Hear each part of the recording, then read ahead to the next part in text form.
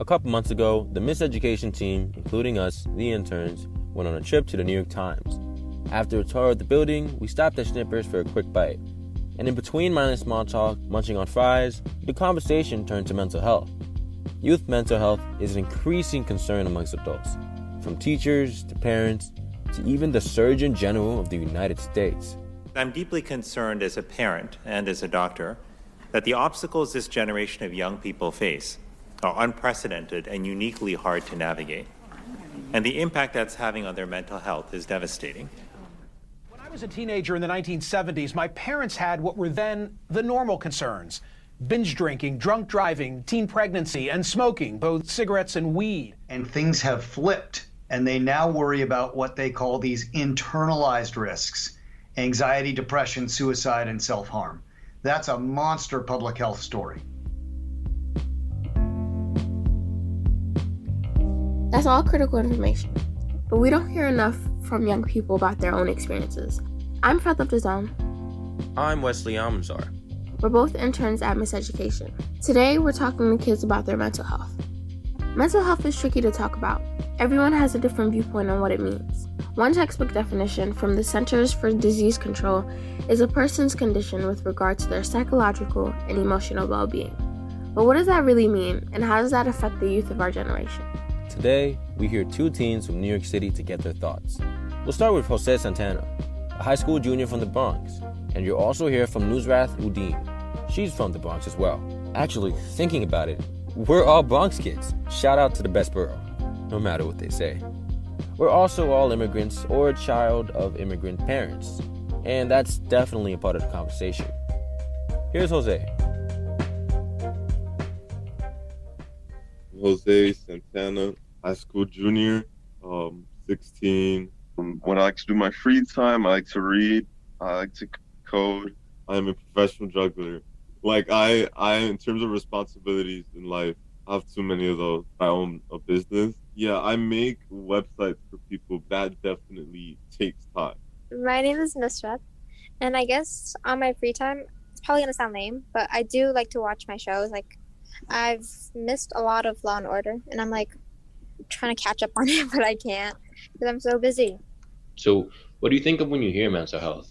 How do you define it? The way I see it, mental health is what allows us to get our work done, right? Mental health is what allows us to do everything we do and live our lives the way we want to live them. So when you take that away from us, it's like we're not living a life for ourselves. We're just living for something or someone else.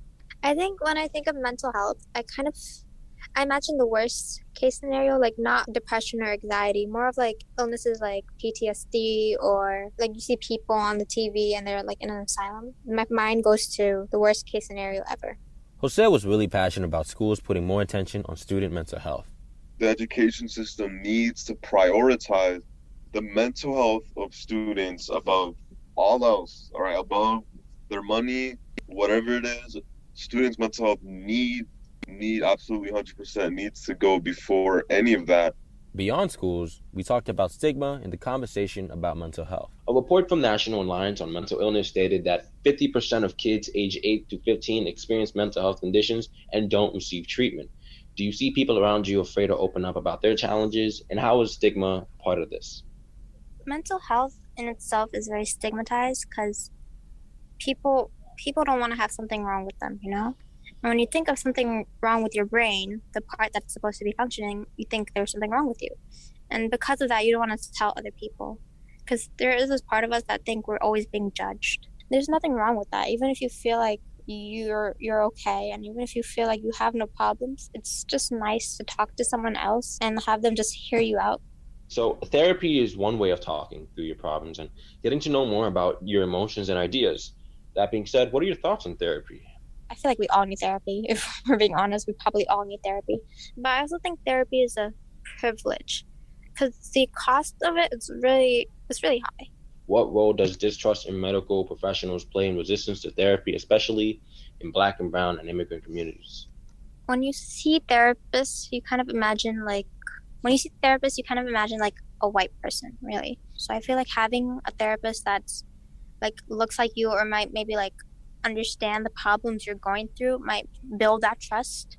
I'd feel more comfortable talking about my problems with maybe another brown woman. Yeah, no, I definitely see what you're saying. By having more people that know what these communities have been through and having that mutual understanding, that could bring back the trust. Yeah, basically, like, it's kind of like human nature to trust someone that you feel like is kind of like you, and you get along more with someone that has like grew up the same way as you did. And so being able to talk to someone like that will bring a lot more trust into the community and bring a lot more like positive light onto therapy. Do you all have someone in your life to talk to about your concerns and things you're going through? I live with my dad, right? So we're from Bangladesh. So my dad came here when, I don't know, he was like maybe 20, and they brought me over. So I'm also an immigrant. He never like really talked about how hard it was. Even now, he rarely talks about when he first came over, how it was like, because he doesn't want to seem weak. He doesn't want to seem incapable, I think the word is. You can't. It's just something probably ingrained into you, because the older generation has this idea where you're gonna have to be perfect. Like, you're doing so much, and if it's not perfect, then what was all this for? Really great. Like, he wants us all to have this American dream that he kind of couldn't. So him enforcing on us, like me and my sister, to be the best that we can is great to an extent. But like sometimes there's like too much pressure, and you kind of just like want to quit. And like a big factor into that is like college. To my dad, college is the biggest thing ever. It's like the next step to becoming successful. It's the next step to having a good family, a good life. And so that just adds pressure onto it. And so it kind of makes me want to like live up to that. All that just kind of builds up, and I think I'm going to start crying. But all that kind of builds up and makes you want to just quit, if that makes sense. When Nusrath talked about the expectation her father has for her, it hit a nerve. I just had to talk with her again. Given that we're both in the Bronx, we met up at a park. And while the topic was heavy, being outside made it lighter. You see, taking it all in, the trees, the birds, even the strangers passing me by, it did us well. And I definitely recommend Little Bronx Sunshine for anyone out there who needs to clear their mind. Beyond the sun and the sights, Nusrath had a lot to say. What's a word you feel best describes your relationship with your dad? Tell me a little bit about him, what traits you share with him, and how you're different. Okay. Well, my dad's he's a hardworking person, I'd like to say, but I don't think I'm as hot-headed as he is when things get, wrong. And we have a pretty good relationship. I mean, he came to the States before me, and then he kind of, brought me and my mom over. A word to describe it, it's really difficult, one word only. Yeah. I'm gonna give you 3. Push and pull. Because, sometimes he frustrates me, a lot, because he doesn't understand, certain things about my life. And I think there's a part where I'm I don't even want to explain it. So it's very, tense sometimes. And with everything that's, happened in the given year, after, COVID and everything, it's been kind of, tense. Is he a single parent? And does that, if so, does that add any pressure to him or stress for you and him, do you think? It is now. He is now. A couple years ago he wasn't, but it's all relatively new for all of us. And, I have a sister and a brother as well, so he has 3 kids. And so I've kind of taken, a parentive role as well. And so it's probably pressure on him, and I just don't want it to, I don't want it to be too much for him because he has to go to work as well, so I try to take on some of the responsibility and roles. So, in our last conversation, you mentioned the American dream playing a role into the expectations that your dad has set for you. Can you say more about that? Okay, so, the American dream is when immigrants come here, they expect to flourish, because, back in the home country, it isn't as, poverty is very well known. And so, our homes are breaking and everything. And so when my dad came here, he expected to have one of these houses, and you wanted pretty much whatever you see on the TV. When you watch those TV shows and there's these white families and they have a house and a backyard and all that, that's kind of what they want, and that's what he wants from me. Okay. So because of that, I kind of want it too. Even if I don't truly want it, it's for my dad, I might as well do it. Wow, I never thought of it that way. Wow. So a lot of his thinking kind of, like, even if if you didn't want it to, it kind of went on to you a little bit. Yeah, like, I know when I was really young, he was very big on me being a lawyer. He was so big on it. He wanted me to be a lawyer because he wanted to be a lawyer. But he didn't, like, get the proper education for that, and, like, they couldn't afford law school. And so he was like, you kind of have to be a lawyer. And I was like, for a very long time, I was like, maybe I should be a lawyer. Yeah, I'll be a lawyer. And I was like going that angle. And then somewhere along the line, I decided that I don't think I'd do good in law school. And so I was freaking out, and I was like, should I tell him? Should I not? Should I just lie? And I didn't. I mean, he kind of thinks I want to be a lawyer, but at the same time, he knows, like, I want to get into medicine. And, like, in an immigrant family, 3 jobs you can have is a law, medicine, or anything to do with financials. Otherwise, what are you doing? And so, the American dream is kind of like not just the American dream, but it's like his only dream, and it's like his dream for me, and like my brother and sister as well. I'm like the oldest, so I'm more important right now. Well, okay, now I know how my brother felt. I'm the most important right now. Yeah, I know for sure. What are some personal ways that you have attempted to prioritize your mental health? I don't know, cause like I don't really think about it as like mental health and like helping, like in that way. Like, sure, I take off days, I guess you could say, where I'd spend usually like a Sunday doing absolutely nothing. You know, like therapy, I've never done that. Like, even like in a non-professional way. I don't know, like, yeah, I don't know. Why not? Because I'm like thinking, and I'm like thinking, what would I do to help my mental health, right? And all I could think of is probably just watching TV. Or maybe just not focusing on it and getting back to it later. Okay, so has there ever been a time when you tried to talk to your parents about your mental health or struggles you were going through? How did that go? What would you talk about with your dad if you could? No, we've never done that. Because, like, it just sounds awkward, you know? And especially, like, trying to convey that in, like, in my native language as well. So, like, I don't even know the word for mental health in Bengali. I don't. So, we've never really talked about it. And also, I just don't want to add, like, another extra pressure to him. If I feel stressed, I tell my sister. And so, that's about it. But maybe if I did talk to him, I think I'd say that I kind of want him to take a step back. Even if I can make a mistake, he's not, like, right there to see it. And so that's probably what I'd say. Where do you think that, like, that huge amount of concern on his part comes from? Well, I think he doesn't, like, trust the world as much because, let's be real, people kind of are scary. And, like, I'm a young girl, and I'm a Muslim too. And so there's very much, like, a target on my back, as he likes to say. And so he's very big on that, and he wants me to, like, be prosperous because, like, you don't see a lot of, like, people like me holding high jobs. And so he's like, okay, if you're gonna get this job, you're gonna have to do it right. Otherwise, it's not gonna work out. And so he's very big on that. Like, especially for, like, he came in the, like, maybe 80s, 90s, probably 90s. And so for him, it wasn't as nice because, like, we know the 90s wasn't as, like, as forward as it is now. Last time we spoke, you talked about how as an immigrant, one of your main goals is to move past struggles and to not let others know about your problems, because that can be a sign of weakness. What do you think about this mindset? It's very toxic because, like, I know my dad thinks like that, my grandmother, grandfather thinks like that. Everyone in my family probably thinks like that. Other than, like, me and my sisters because we're, like, pretty new. But, like, I know that, like, I'm not the only one being compared to my cousins. I'm, like, quite sure my cousins being compared to me, and this is this idea that you should be better than someone else. And obviously that's not a great way to think, but it kind of helped them move forward. So, like, I'm pretty sure the reason my dad's probably in America, because my other, like, uncles and aunts aren't, is because he wanted to be better. And so, yeah, that's probably the mindset, which, I mean, totally awful. Very bad, but it works in some ways. That last part, it works in some ways. What do you mean by that? Well, I mean, everyone has this type of, like, mindset that you have to be the best, you know? And so in a way, like, inside you're kind of competing with everyone else. And, like, a lot of people think that way. And because of that, they, like, go further ahead.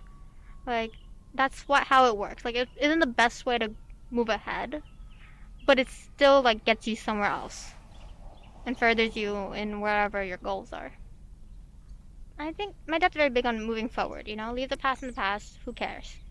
He doesn't want to talk about it. He doesn't really care about it. Probably because it has been pretty bad, and he doesn't like thinking about it. Damn, that really does put things into perspective, actually. Very philosophical right now. Yeah, I know, right? It's nature and like, the birds chirping. We got planes in the air and everything, man. Yeah, it's pretty cool.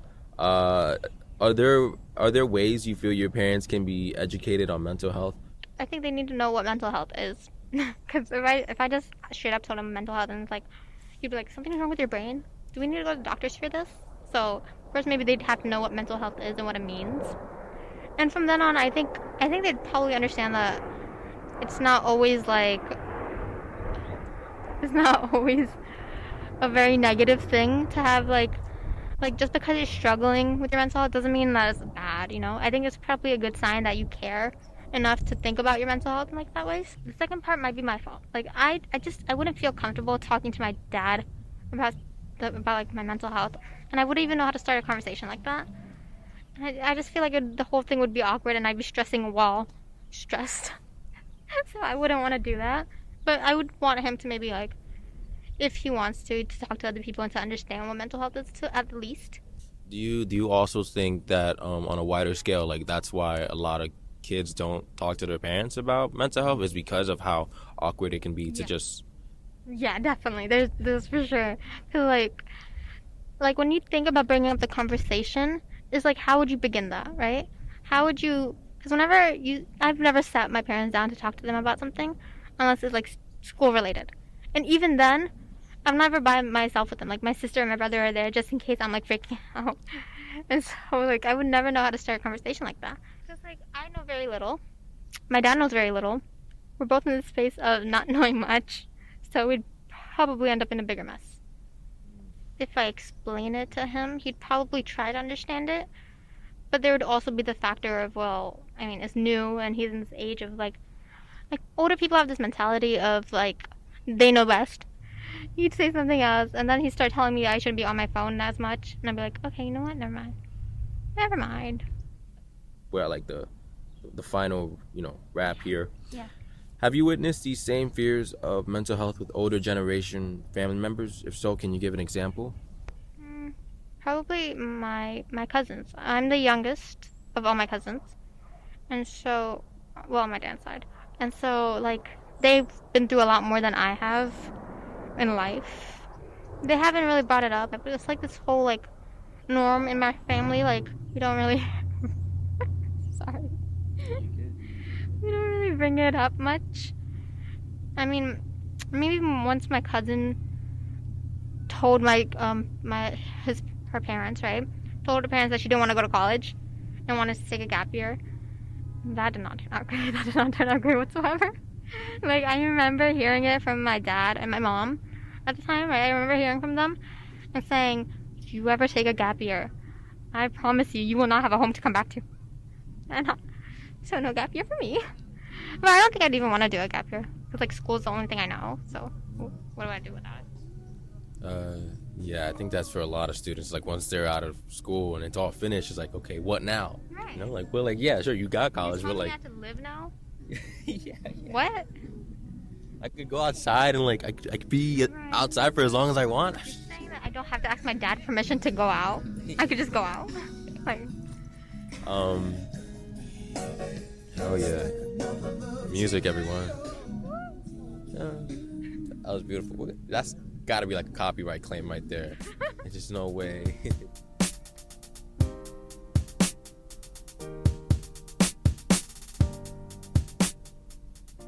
Becoming more aware of your mental health is a process. Yeah, I also have the same issues that Nusrath does. Even when you have siblings, you can feel like you're all alone. It's weird, but hearing her experiences makes me feel better because I know I'm not the only one going through it. Yeah, and things are changing so fast. As much as we normalize a conversation, the generational divides can make it difficult to have open conversations about mental health. But that's why we have to keep trying. And on that note, we have resources for anyone out there that needs to talk. NYC Well offers free talk therapy by phone or text. If you're experiencing a crisis and having suicidal thoughts, 988 is the number for the National Suicide Prevention Lifeline. And also, the mayor just announced a new tele-therapy initiative where students can talk to a therapist online. I'm Wesley Almanzar. I reported this piece along with Fredlove Deshommes. Abi Levine edited and produced the episode. The music came from Blue Dot Sessions and Lens Lewis. You can see what we're up to on our Instagram, Miseducation Pod. That's Miseducation Pod. And check out our website. We're at bellvoices.org. This has been PS Weekly. Thanks for joining us. Wait, who put that in the script? That's Burrow. Who did that? Why would you? Why would you lie to the people like that? Like I had to tell them the truth. Let's call it. Okay. Wait, hold on. Wait, now I kind of want to do more now. What? He was like, okay, Jesus fine, Christ, okay. whatever, man.